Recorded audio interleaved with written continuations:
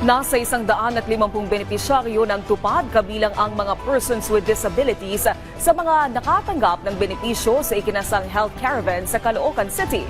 Si Jana Pineda ng PIA sa Balitang Pambansa.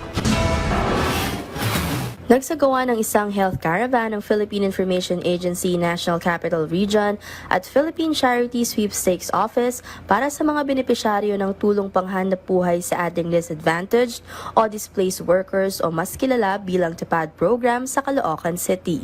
Nasa 150 benepisyaryo ng TUPAD, kabilang na ang mga persons with disabilities na kabilang sa programa, ang nakatanggap ng libreng bakunang contra-flu sa pakikipagtulungan sa Dr. Jose N. Rodriguez Memorial Hospital and Sanitarium o Tala Hospital at Livelihood, Education and Rehabilitation Center sa lungsod.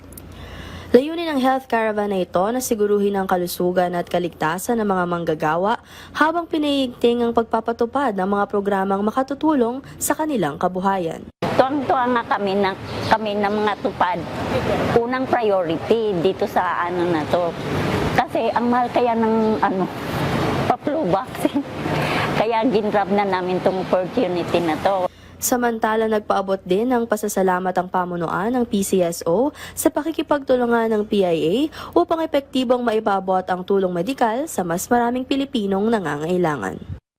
With the help of the Philippine Information Agency, napadali yung pag-disseminate namin ng mga lugar kung saan kami pwedeng pumunta para magbigay ng flu vaccine.